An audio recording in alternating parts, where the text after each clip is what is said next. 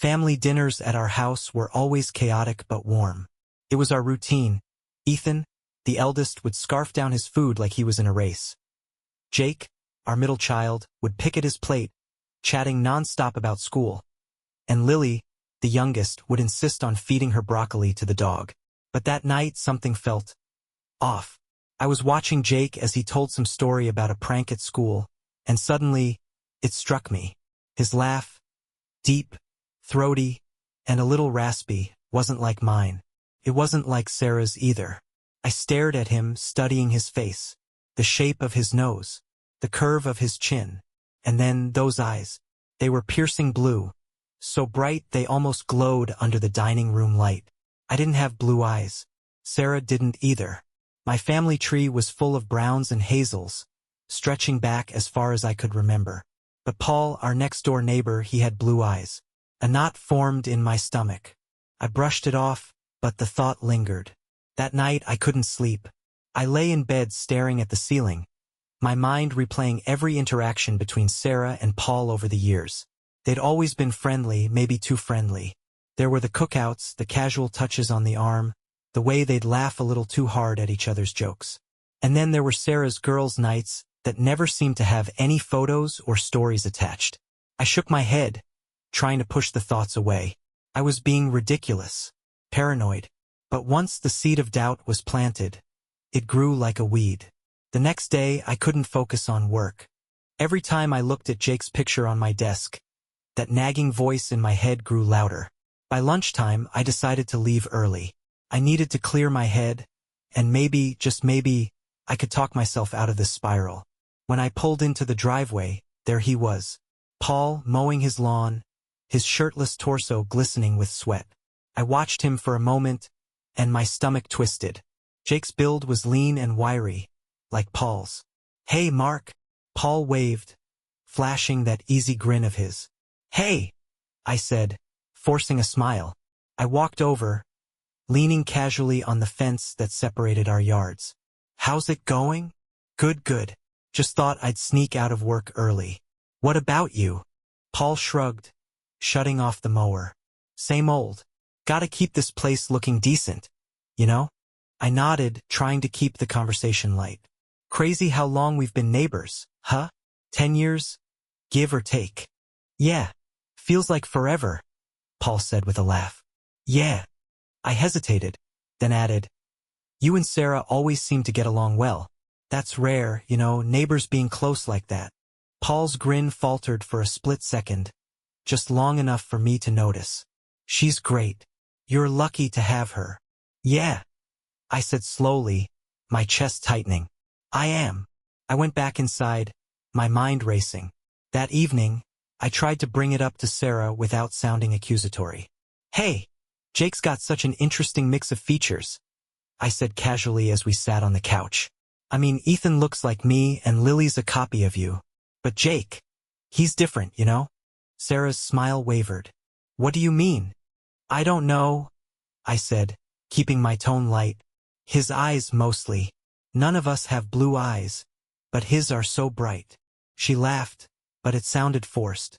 "Genetics are weird, Mark. You know that." "Yeah, weird," I said, my voice trailing off. Her response didn't sit right with me.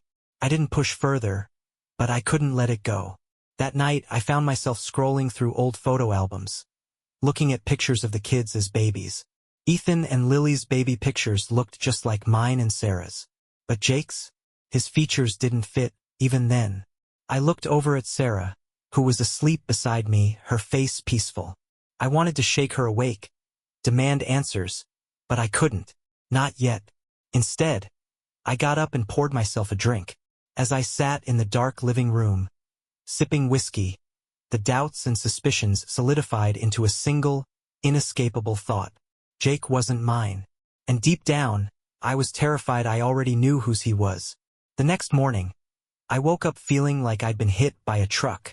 My head throbbed from too much whiskey, and my chest felt heavy, like someone had strapped a cinder block to it. Sarah was already up, bustling around the kitchen like nothing was wrong. Jake sat at the table, eating cereal and rattling off his plans for the weekend. Something about a school science project. I stared at him, his words blurring into background noise. Mark. Sarah's voice snapped me back to reality. You okay? You look like you didn't sleep. I forced a smile. Yeah, just a rough night. Work stuff. It wasn't a total lie. Work was rough, but it was nothing compared to the storm brewing inside me. By the time I got to the office, I was barely holding it together. I spent most of the day staring blankly at my computer screen, replaying every interaction between Sarah and Paul in my head. There was that summer barbecue a few years ago, when Paul had helped Sarah set up the grill. I remembered coming out of the house with drinks and seeing them laughing together, standing closer than they needed to. I'd shrugged it off at the time. Paul was a jokester, always making people laugh. But now the memory felt like a gut punch. Then there were the girls' nights Sarah used to have once a month. She'd come home late, smelling of wine and perfume, her cheeks flushed. I'd never questioned it. Why would I? But now I wondered if those nights had been spent with someone else. With him. I tried to focus on work, but the thoughts wouldn't stop. Every time I thought I had a grip, that image of Jake's bright blue eyes would flash in my mind, taunting me. By lunchtime, I couldn't take it anymore. I left the office and drove home, hoping some time away from my desk would help clear my head. When I pulled into the driveway, Paul was outside again, working on his car. I hesitated for a moment before stepping out of the car and walking over to him. Mark, you're back early again, Paul said, wiping his hands on a rag. Yeah, needed a break, I said, trying to sound casual. Paul leaned against the car, his easy grin plastered across his face. Everything okay? Yeah, just been thinking about how long we've been neighbors. Feels like forever. Huh, Paul chuckled. 10 years, give or take. You guys were the first ones to welcome us when we moved in. Yeah, I said, forcing a laugh. Sarah's always been good at that kind of thing. She's got a way of making people feel comfortable. Paul nodded, his grin faltering slightly. She's great. You're lucky. That word again, lucky. It sent a jolt of anger through me, but I kept my composure. Yeah, I said slowly. I am. That night, Sarah was sitting on the couch, scrolling through her phone when I decided to test the waters. Hey, I said, sitting down next to her. Hey, she said, smiling up at me. What's up? I was thinking about Jake today, I said, keeping my tone light. What about him? Just how different he is from Ethan and Lily. I mean, they both look so much like us. But Jake, he's got those blue eyes. None of us have blue eyes. Sarah's smile faltered, just for a second. Genetics are weird, Mark, she said, brushing it off. You know that. Yeah, I said, nodding slowly. Weird. She turned back to her phone, but I couldn't let it go. Did you ever, I don't know, think it was strange? I asked. Sarah frowned, putting her phone down. What are you getting at, Mark? Nothing, I said quickly. Just curious. She studied me for a moment, her eyes narrowing slightly. You've been acting weird the past few days. Is something going on? No, I said, forcing a laugh. Just tired. Long week at work. She didn't look convinced, but she let it go. Later that night, I couldn't sleep. The conversation with Sarah had only made my doubts worse. Her reactions, her hesitation, the way she avoided eye contact, felt like confirmation of something I didn't want to believe. Around midnight, I got out of bed and poured myself another drink. Sitting in the dimly lit kitchen, I opened my laptop and started searching for DNA test kits. I hesitated for a long time before clicking the Order Now button. It felt like crossing a line, like there was no going back. But I needed to know. I needed the truth. The DNA test arrived 3 days later in a discreet box. I hid it in my office desk, away from prying eyes. Every time I walked past it, my stomach churned. What was I even doing? I felt like I was about to detonate a bomb in my own life.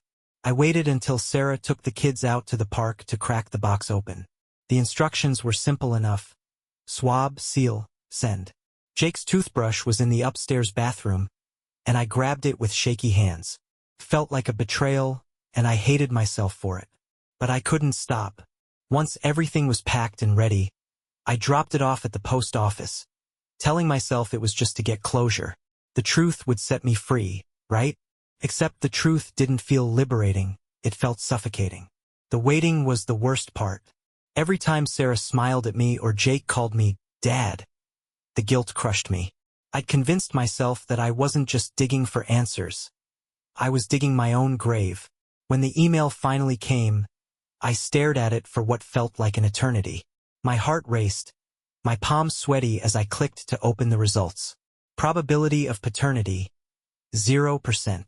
My whole body went cold. Sarah was cooking dinner when I came into the kitchen, the email still open on my phone. I leaned against the counter, watching her. She was humming to herself, completely unaware that I was about to blow our world apart. "Hey," I said, my voice tight. "Hey, babe," she said, glancing up with a smile. "Dinner's almost ready. I need to talk to you," I said, my tone sharper than I intended. She frowned, setting the spoon down. "What's wrong?" I hesitated, the words stuck in my throat. Finally, I just shoved the phone into her hands. "Explain this." She stared at the screen, her face going pale. "What is this?" "You know what it is," I snapped. "I had Jake tested. He's not mine." Her lips parted, but no words came out. She just stood there, clutching the phone like it might burn her. "Say something, Sarah," I said, my voice rising. "Did you cheat on me?" She finally looked up at me, her eyes brimming with tears. "Mark, did you cheat?" I interrupted, each word laced with venom. She broke down, sinking into the chair at the kitchen table. "It was one time," she whispered, her voice shaking. "It didn't mean anything." I laughed bitterly, pacing the room. "Didn't mean anything? Jake's existence says otherwise, Sarah." "It was a mistake," she sobbed. "We were going through a rough patch, and I was feeling. Don't you dare blame me for this," I snapped, slamming my hand on the table. "Who was it? Tell me the truth." She hesitated, her gaze dropping to the floor. "Sarah," I said, my voice dangerously calm. "Who was it?" "Paul," she whispered, barely audible. I froze, the name hitting me like a freight train. "Paul," I repeated, my voice hollow. "Our neighbor, Paul. The guy who's been laughing with me at cookouts and borrowing my tools for 10 years. She nodded, fresh tears spilling down her cheeks. I felt like the ground had been ripped out from under me. "How long?" I demanded. "Was it just once? Or was this some long-term thing?" "Just once," she said quickly. "I swear it was just one time. I've regretted it every day since." "Regretted it?" I barked, my voice rising again. "You regretted it? But you didn't think to tell me? You let me raise his kid for 10 years, Sarah. 10 years. I didn't know for sure," she said, her voice desperate. "I thought Jake might be yours. I didn't want to destroy our family over something that might not even matter." "Might not matter?" I shouted. "It does matter. It matters more than anything." The kids came running in at that moment, their faces confused and scared. "Mom? Dad?" Ethan asked, looking between us. Sarah wiped her face quickly, trying to compose herself. "Everything's fine, sweetheart. Go back upstairs." "Go!" I barked, my tone sharper than I intended. Ethan grabbed Lily's hand and pulled her out of the room, but Jake lingered. "What's going on?" he asked, his voice small. "Nothing," Sarah said, her voice cracking. "Just go upstairs, Jake." He looked at me, and for a moment, I thought he could see the cracks in my composure. "Now," I said, trying to sound calm. When he finally left, I turned back to Sarah. "This isn't over," I said coldly. "Not by a long shot." I slept in the guest room that night, though slept is a generous term. My mind was a hurricane of anger, betrayal, and sadness. Every time I closed my eyes, I saw Jake's face, Paul's face. The next morning, I woke up to find Sarah sitting outside on the patio, clutching a mug of coffee like it was the only thing keeping her together. "We need to figure this out," she said when she saw me. "Figure what out?" I said bitterly. "How to move forward from you screwing our neighbor and lying about it for a decade." She flinched at my words but didn't argue. I know I messed up, Mark. I know I hurt you. But Jake is still your son. You've raised him. He loves you. I shook my head, tears stinging my eyes. How am I supposed to look at him and not see him, Sarah? How am I supposed to move past this? I don't know, she admitted, her voice breaking. But we have to try. For the kids. For Jake. Her words hung in the air, heavy and suffocating. I didn't know if I could do it. I didn't know if I even wanted to try. The silence between Sarah and me had become unbearable. She moved through the house like a ghost, avoiding me unless it was absolutely necessary. I spent most nights in the guest room, staring at the ceiling, trying to figure out how we'd gotten here, and if there was any way back. But I couldn't avoid her forever. I had questions that needed answers. One night, after the kids were asleep, I cornered her in the living room. She was curled up on the couch, scrolling mindlessly through her phone. When I stepped into the room, she looked up, her eyes wary.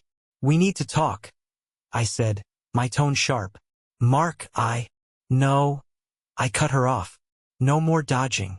No more crying. Just tell me the truth. All of it." She set her phone down and took a deep breath, her hands trembling. "What do you want to know?" "Everything," I said, sitting down across from her. "How did this happen? When?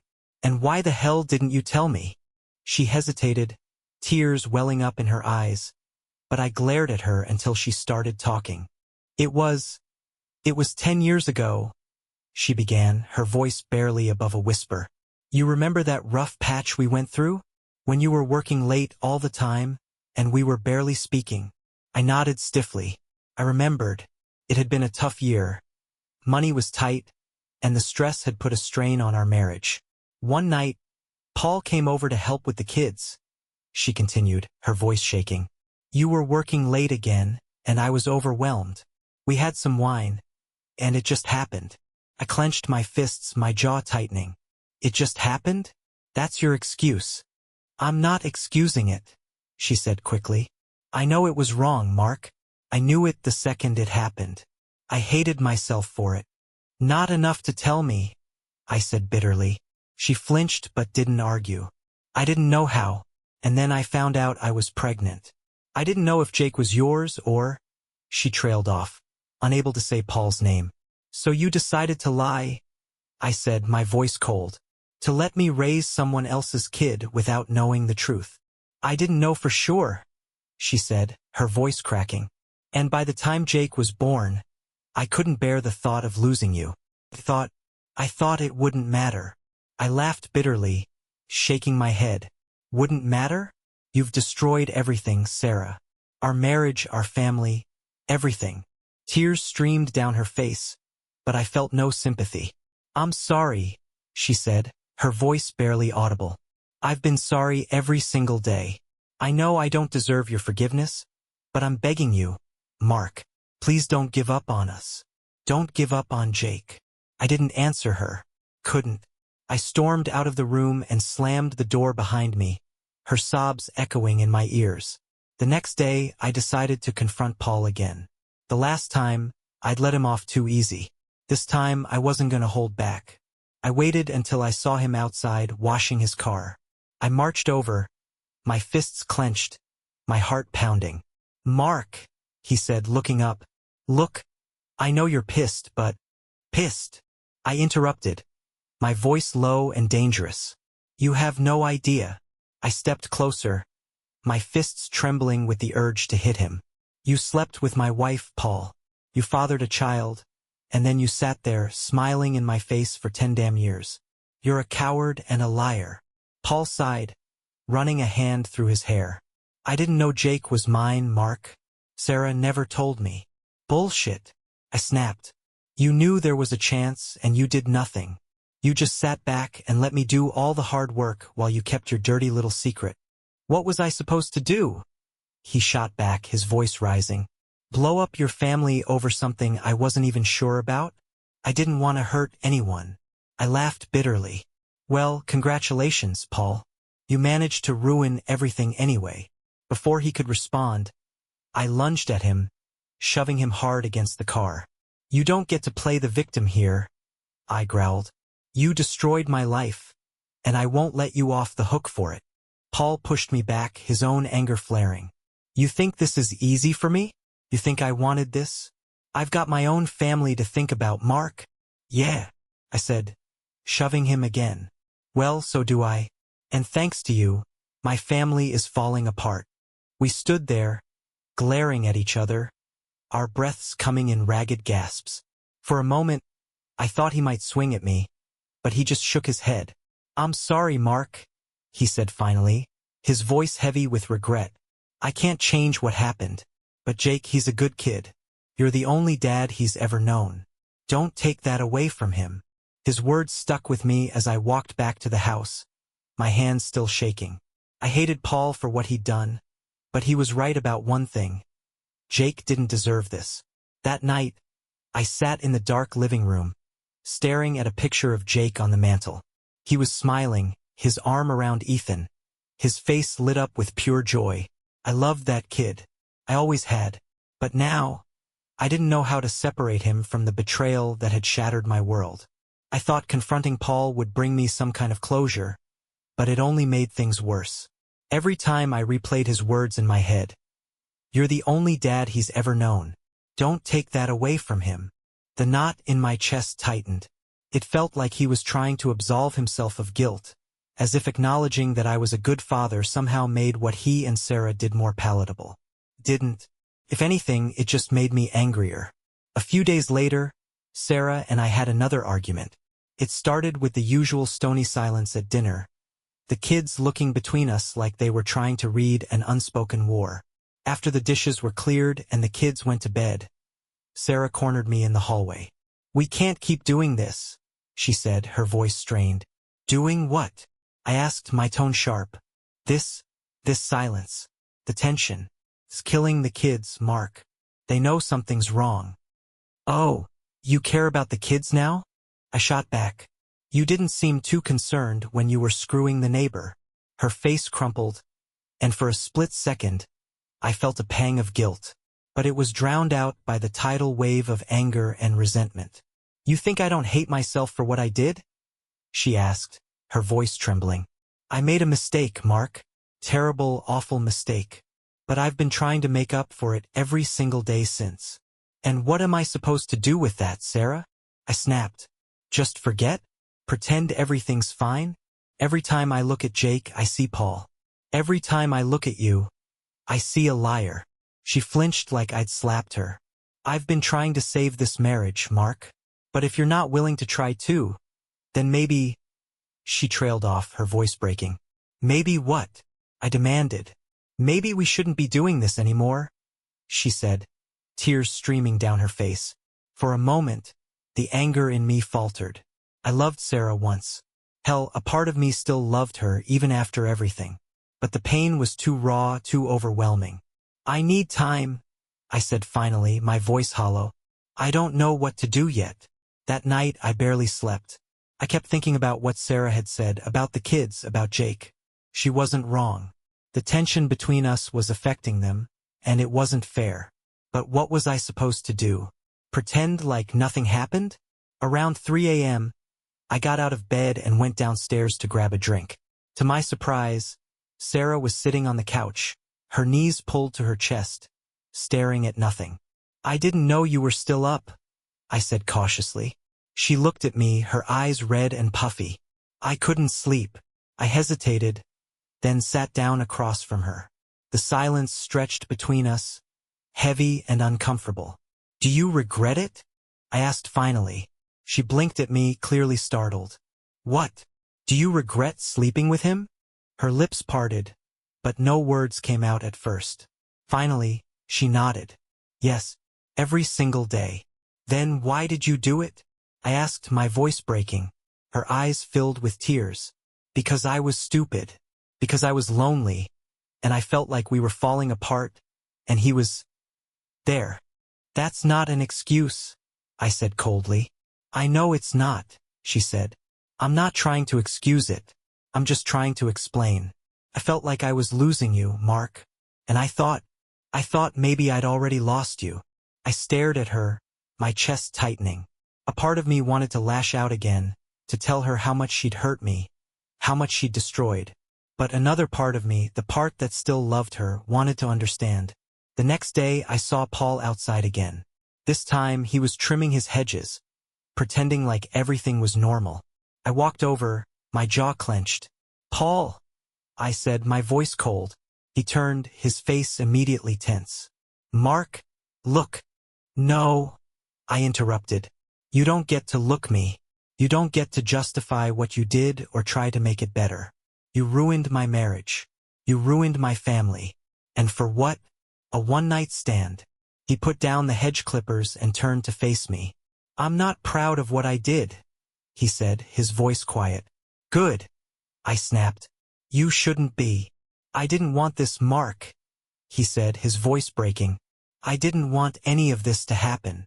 "But it did," I said, stepping closer. "And now I have to live with it. I have to live with the fact that Jake isn't mine. That every time I see him, I'll think of you." Paul didn't say anything. He just stood there, his face pale. "You need to stay the hell away from my family," I said finally. "You hear me? I don't want you talking to Sarah. I don't want you anywhere near Jake. As far as I'm concerned, you're dead to us." He nodded, his shoulders slumping. "I understand." "Good," I said, turning to leave. "Because if you don't, I swear to God, I'll make you regret it." That night, I sat in the dark again, nursing a glass of whiskey. The confrontation with Paul had brought me no satisfaction. If anything, it had just made the hole in my chest feel bigger. I didn't know how to move forward. I didn't know if I even could. The cracks in our family life were no longer hidden.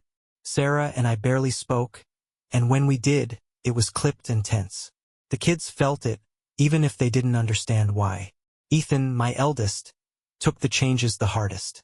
At 16, he was old enough to sense there was more to our fights than grown-up stuff. He started spending more time out of the house, coming home late and brushing off my questions with gruff, one-word answers. One night, I caught him sneaking out. "Where are you going?" I asked, blocking the front door. "Out," he said, his tone dripping with defiance. "It's a school night." "Like you care," he snapped. The words hit harder than I expected. I took a deep breath, trying to keep my voice steady. "What's that supposed to mean?" "It means you're too busy fighting with Mom to care about anything else," he said, glaring at me. "Ethan, that's not fair." "No, what's not fair is you two ruining everything," he shouted, his face red with anger. "Go to your room," I said sharply, my patience wearing thin. He stormed upstairs, slamming his door so hard it rattled the walls. Jake and Lily, on the other hand, clung to me like lifelines. Jake, always the chatterbox, had grown quiet, his bright personality dulled by the tension in the house. I'd catch him watching me with this unsure, almost pleading look, like he was waiting for reassurance that everything would be okay. "Dad?" he asked one night as I tucked him in. "Yeah, buddy? Are you mad at me?" The question gutted me. "No, Jake. Why would you think that?" "Because you and Mom are mad all the time. And you look at me like—" He trailed off, biting his lip. "Like what?" I asked softly, though I already knew the answer. "Like you don't like me anymore." Tears pricked my eyes, and I pulled him into a hug. "Jake, I love you. You're my son, and nothing will ever change that. Okay?" He nodded against my chest, but I could feel his doubt. Meanwhile, Sarah was unraveling. She tried to keep up appearances for the kids, but I could see the toll it was taking on her. One evening, I found her in the laundry room, sitting on the floor with her head in her hands. "Are you okay?" I asked, leaning against the doorframe. She looked up at me, her eyes red and puffy. "No," she admitted. "I'm not." I didn't know how to respond. Part of me wanted to comfort her, but another part, the angry, betrayed part, held me back. She wiped her eyes and stood up, avoiding my gaze. "I'm trying, Mark. I really am. But I don't know how to fix this." "I don't either," I admitted. Things came to a head one weekend when Sarah suggested we all have a family dinner to reset. I reluctantly agreed, if only for the kids' sake. We sat around the table, the tension thick enough to cut with a knife. Ethan shoveled food into his mouth without looking up. Lily chattered about a school project, blissfully unaware of the storm brewing. Jake barely touched his plate, his eyes darting between Sarah and me. "Jake," Sarah said, forcing a smile, "tell us about your project for the science fair."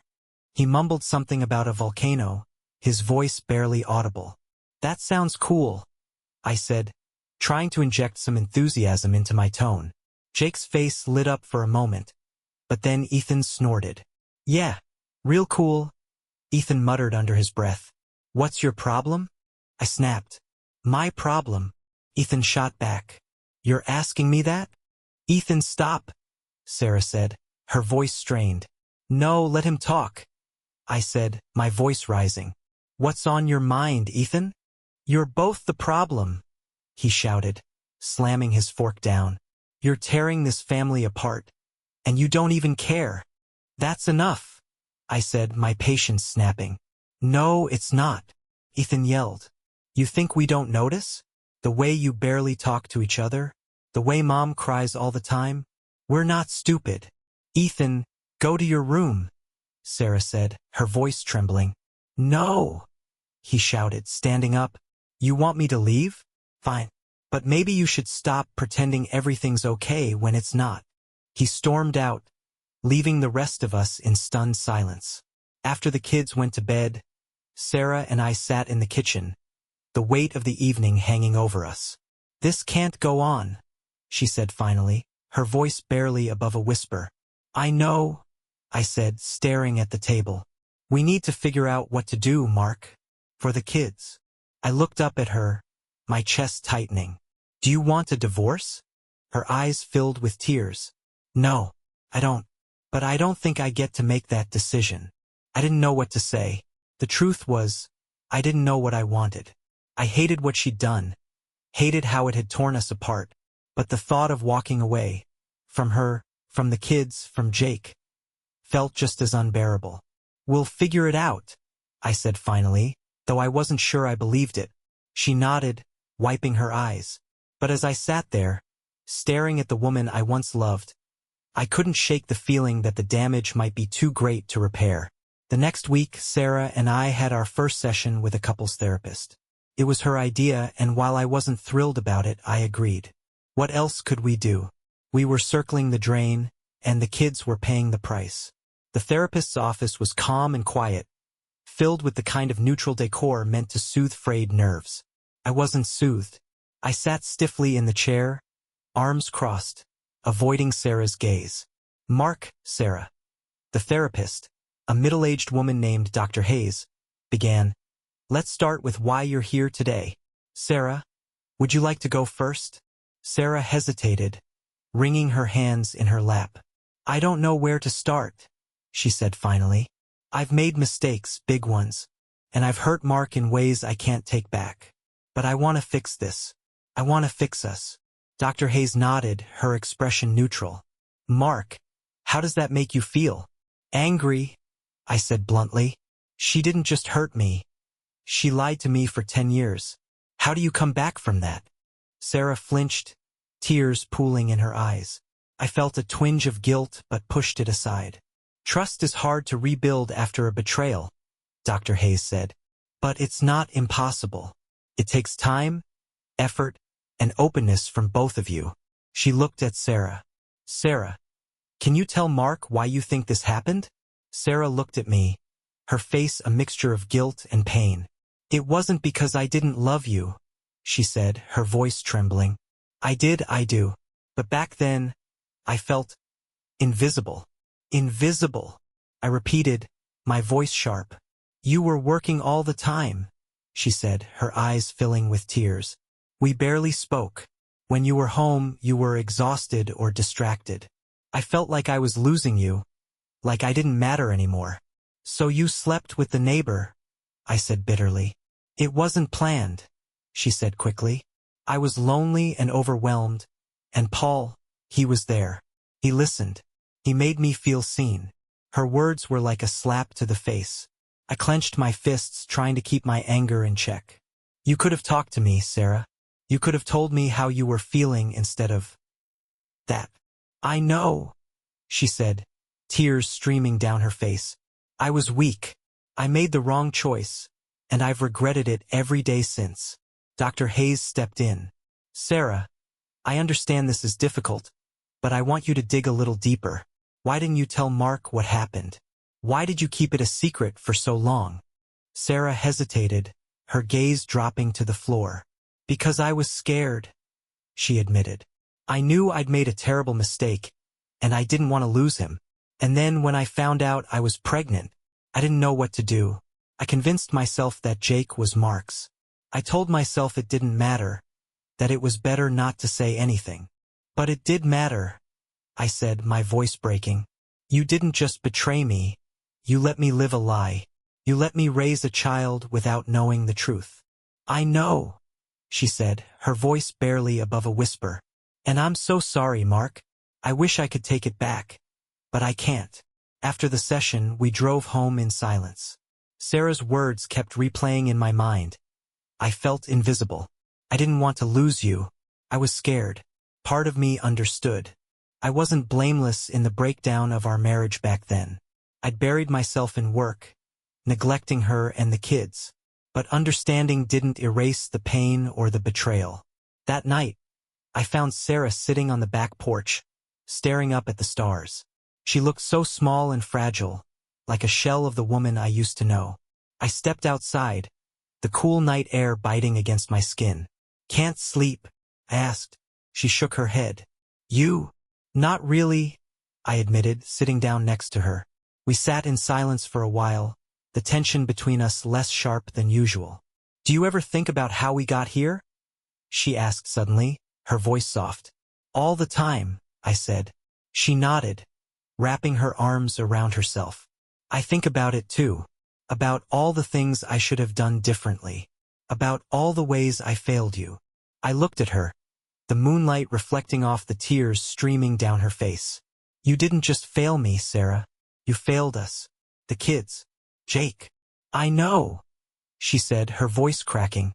And I'll spend the rest of my life trying to make it up to you. To all of you. I didn't know how to respond to that. The truth was, I didn't know if it was even possible to fix what had been broken. The next day, I spent some time with Jake. We worked on his science project together, a baking soda volcano. For a while, I managed to forget about everything else, focusing on the joy on his face as we tested the eruption. Thanks, Dad, he said, grinning up at me. The word Dad hit me like a punch to the gut. He had no idea about the storm raging inside me, about the questions that kept me up at night. To him, I was his dad, his hero. I'll always be here for you, Jake, I said, ruffling his hair. And in that moment, I realized something. No matter what the DNA said, Jake was my son. He always would be. Jake's smile lingered in my mind long after we finished the science project. For a while, his joy had washed away the anger, the resentment, the doubt. But once the house fell silent that night, all those feelings crept back in, heavy and suffocating. The truth was, I didn't know what to do. Sarah's betrayal had shattered my trust, and every interaction with her felt strained, like we were walking a tightrope that could snap at any moment. But Jake, he was innocent. He didn't choose this. And even though he wasn't mine by blood, he was mine in every way that mattered. I couldn't abandon him. But staying meant living with the weight of Sarah's lies, and with the ghost of Paul lurking in the background. The following weekend, I went to see my parents. I hadn't told them anything about what was going on, and they were eager to see the kids. Sarah stayed home, citing a headache. I didn't argue. When I arrived, my mom immediately noticed something was off. You look tired, she said as we sat in the living room, sipping coffee. Are you and Sarah okay?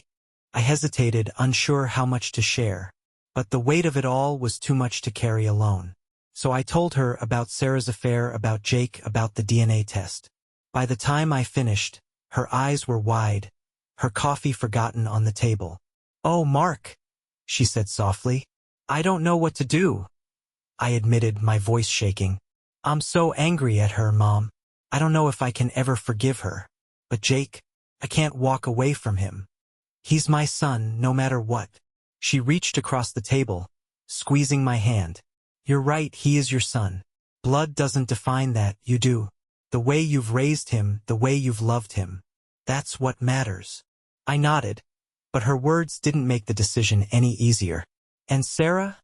She asked cautiously. I sighed, rubbing my temples. I don't know. I don't even know if I want to try.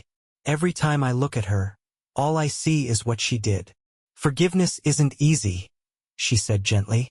But if you think there's still something worth saving, it's worth trying. For you. For the kids. I didn't respond. The truth was, I wasn't sure there was anything left to save. That night I called my best friend, Matt. He wasn't the kind of guy you'd usually go to for emotional advice. More of a beer and football kind of friend. But I needed someone to talk to.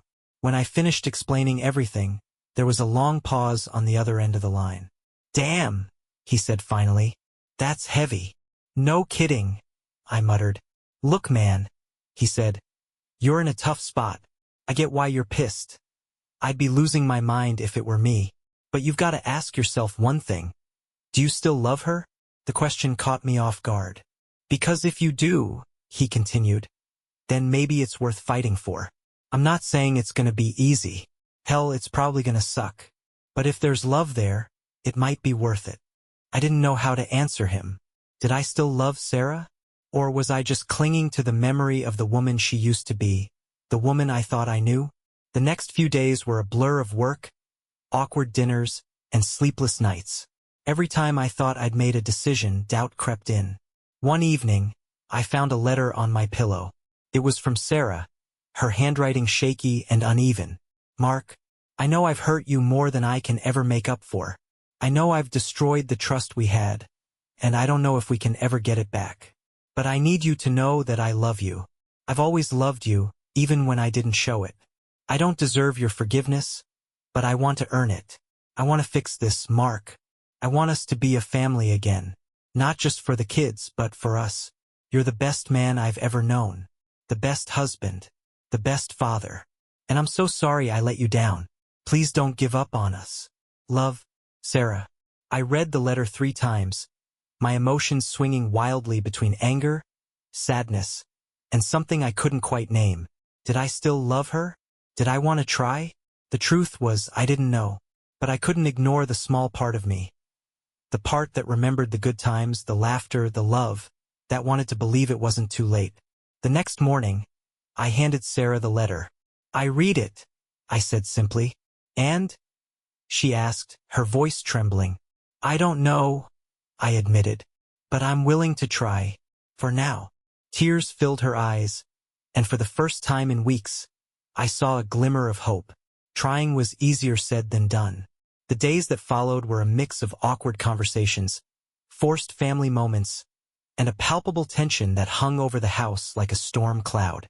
Sarah was doing everything she could, cooking my favorite meals, asking about my day, even offering to help with tasks she'd normally avoid.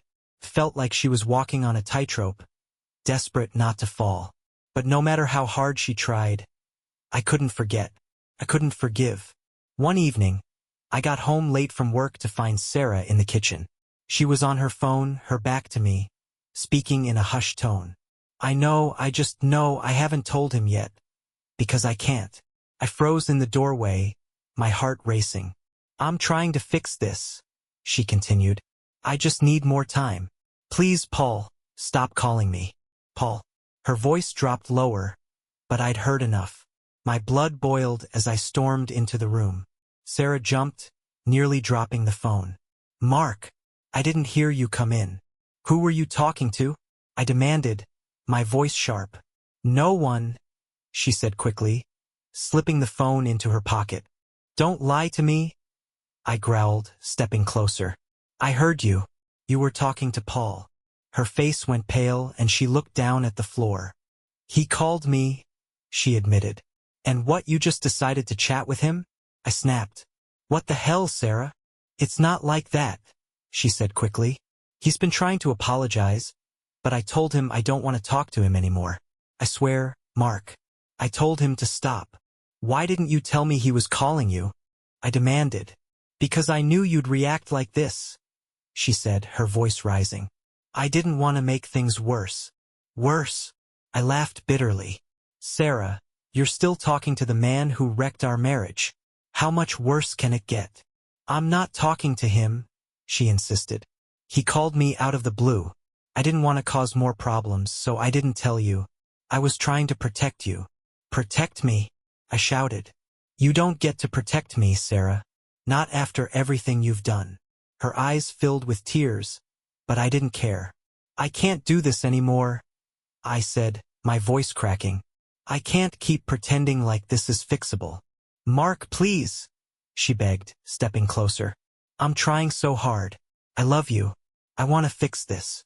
I don't think it can be fixed, I said coldly. Not when you're still keeping secrets. Not when you're still lying. That night, I packed a bag and went to stay at a motel. I needed space. Time to think without Sarah hovering over me. I didn't know what I was going to do, but I knew I couldn't stay in that house. Not with her. The room was small and dingy. The kind of place where the carpet smelled faintly of mildew, and the walls were thin enough to hear the muffled arguments of the couple next door. It was far from home, but at least it was quiet. I spent hours lying on the stiff mattress, staring at the ceiling, my mind a whirlwind of anger, pain, and doubt. The next morning I called Sarah. She answered on the first ring, her voice shaky. Mark, I need to know one thing, I said, skipping the pleasantries. Are you still in love with him? What? She asked, clearly caught off guard. Paul, I said through clenched teeth. Do you still have feelings for him? No, she said quickly. God, no, Mark. I haven't seen him that way in years. What happened was a mistake, and it's over. It's been over. Then why didn't you tell me he called? I asked. Because I didn't want to make you angrier, she said, her voice breaking. I was scared, Mark. I didn't want to push you further away. I sighed, pinching the bridge of my nose. Sarah, if we're going to have any chance of fixing this, there can't be any more secrets. None. I understand, she said softly. Do you? I asked. Because if I find out you're hiding something else, I'm done. No second chances, no trying again. Done. I swear, she said, her voice shaking. No more secrets. When I got home that evening, the house was quiet. Sarah had sent the kids to her parents for the weekend, giving us time to talk. We sat across from each other at the kitchen table, the space between us feeling wider than ever. I want to make this work, Sarah said, her voice barely above a whisper. Not just for the kids, but for us. I know I've hurt you, and I know it'll take time, but I'm willing to do whatever it takes. I stared at her, searching her face for any sign of deception. But all I saw was pain, regret, and a desperate hope that we could somehow find our way back to each other. I'm not ready to forgive you, I said finally, but I'm willing to try. For the kids. She nodded, tears streaming down her face. As we sat there, I realized that trying didn't mean forgetting. It didn't mean wiping the slate clean and pretending the past hadn't happened. Trying meant facing the pain, the anger, the betrayal, and deciding to move forward anyway. It wasn't going to be easy, and I didn't know if we'd make it. But for Jake, for Ethan and Lily, I was willing to try. The first step in rebuilding our fractured family was to talk to the kids. Sarah and I agreed it was time, though we were both terrified of how they'd take it. Jake was the hardest. He was too young to understand the details but old enough to sense the distance between us. And in his quiet, uncertain way, he'd been trying to carry a weight no 10-year-old should ever have to bear. We started with a family meeting, gathered in the living room. Sarah sat on one end of the couch and I sat on the other. Ethan slumped in the armchair, his headphones around his neck, while Lily played with her stuffed rabbit on the floor. Jake sat cross-legged in the middle, his big blue eyes darting nervously between us. Mom and I need to talk to you guys about something. I began, my voice steady despite the storm raging inside me. Are you getting a divorce? Ethan asked bluntly, his arms crossed. Lily's head snapped up, her little face scrunched with confusion. What's a divorce? No, we're not getting divorced, Sarah said quickly. But we've been going through some challenges. Ethan snorted, shaking his head. That's one way to put it. Ethan, stop, I said firmly. He rolled his eyes but stayed quiet. Your mom and I have made mistakes, I continued, looking at each of them in turn. And we've hurt each other. But we're working on it. We're trying to fix things so we can be a stronger family. Jake fidgeted with the hem of his shirt. Is it my fault? He asked softly. My heart broke. No, buddy. None of this is your fault. Not even a little bit. Sarah reached over, placing a hand on his knee. We love you, Jake. All of you. And we're doing everything we can to make sure you know that. After the family meeting, I spent some one-on-one time with Jake. We went for a walk around the neighborhood. Just the two of us. Dad, he said after a long silence, do you still love Mom? The question hit me like a punch to the gut. How could I explain something so complicated to a 10-year-old? I do, I said finally. But sometimes, when people hurt each other, it takes time to figure things out. Are you mad at her? He asked, looking up at me with those piercing blue eyes. Yes, I admitted. But I'm trying not to be. Because I know she loves you and your brother and sister. And she loves me too. Jake nodded, his face thoughtful. I hope you don't stay mad forever. Feels weird when you guys fight. I know, I said, putting an arm around his shoulder. We're trying, Jake. I promise.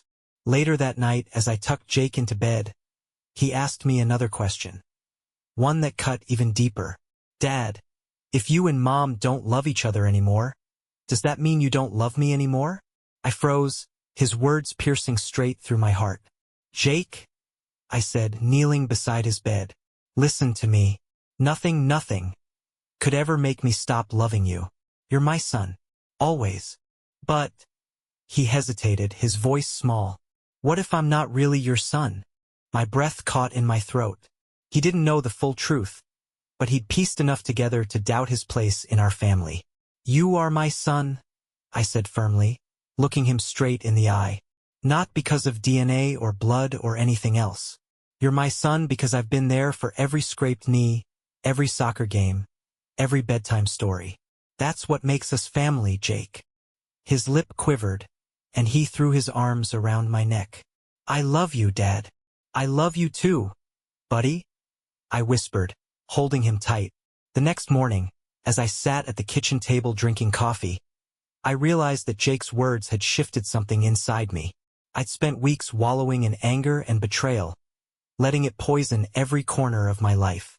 But Jake's doubt, his pain, had reminded me of what truly mattered. Family wasn't about perfection. It wasn't about DNA. It was about love, even when it was messy and complicated. That afternoon, Sarah found me in the backyard, pulling weeds from the garden. Hey, she said cautiously, standing a few feet away. Hey, I replied without looking up.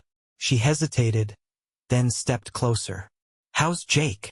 He's okay, I said, brushing dirt off my hands. But he's been carrying a lot. Her face crumpled, and she wiped a tear from her cheek. I hate that I did this to him. To all of you. I stood up, facing her. I hate it too, Sarah, but we can't undo it. All we can do is move forward. Do you think we can? She asked, her voice barely above a whisper. I thought about Jake, about the way he'd hugged me so tightly the night before. For the kids, I think we have to try. Her eyes filled with hope, and for the first time in weeks, I felt a small glimmer of it too. Trying to repair a broken family felt like trying to rebuild a house after an earthquake. Every time we patched one crack, another one seemed to form. But for the first time in weeks, there was a sense that maybe, just maybe, the foundation wasn't completely destroyed. Sarah and I started going to therapy together more consistently. The sessions were raw, filled with anger, tears, and long silences. But they forced us to talk about the affair, about the years of neglect that had led up to it, and about the damage we'd both caused in different ways. It wasn't just the affair, I admitted during one session. It was the lying. The fact that she let me raise Jake for 10 years without telling me the truth. Sarah looked down, her eyes brimming with tears. I know. I should have told you, but I was scared.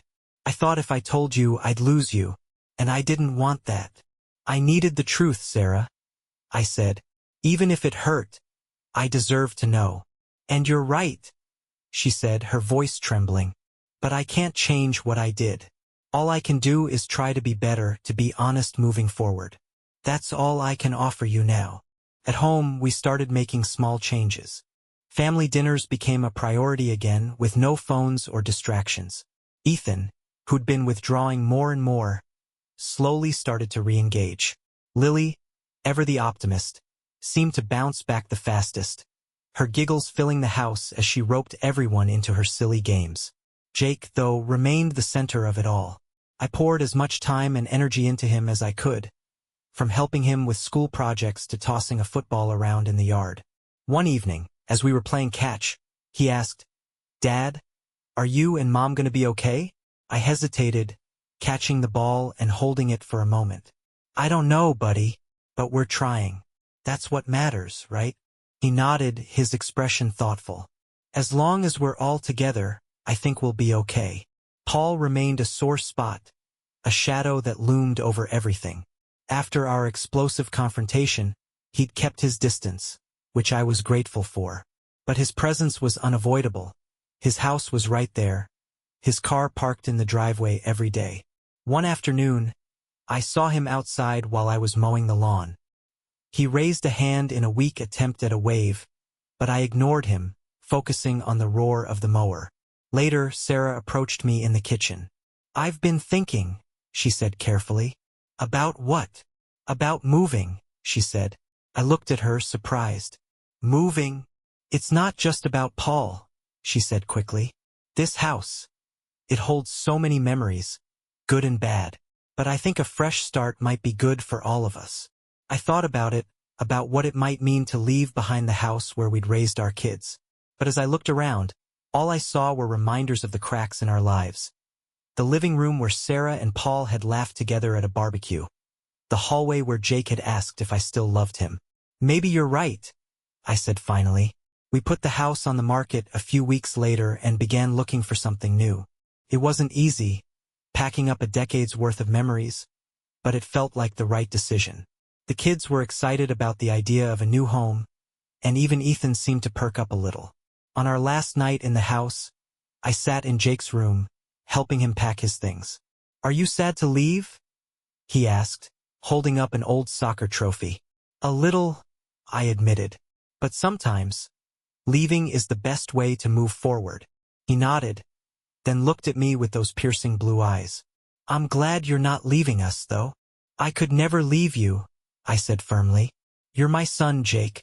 Always." The new house was smaller but cozier, tucked away in a quiet neighborhood where nobody knew our story. Felt like a clean slate, a chance to rebuild. Sarah and I still had a long way to go. There were days when the anger bubbled back up, when the scars of betrayal felt fresh all over again. But there were also moments of connection, glimmers of the love we'd once shared. We weren't perfect. We never would be. But we were trying. One evening, as we sat on the back porch watching the kids play in the yard, Sarah reached over and took my hand. "Thank you," she said softly. "For what?" "For not giving up on us," she said. I looked at her, the woman I'd built a life with, the woman who'd hurt me in ways I never thought I could forgive. And I realized that forgiveness wasn't a single moment or a single choice. It was a process, one that would take time and effort from both of us. "I'm not giving up," I said. "But it's going to take work." "I know," she said, her grip tightening on my hand. "I'm ready for it." As I watched Jake chase Lily across the yard, his laughter echoing through the evening air, I felt a small flicker of hope. We were still broken in some ways, still healing. But we were together. And for now, that was enough. If you enjoyed this story and want to see more dramatic and intriguing tales, don't forget to hit the like button and subscribe to the channel. Your support means the world to me and helps bring more exciting content your way. Also, share your thoughts in the comments. What would you do in this situation? See you in the next story.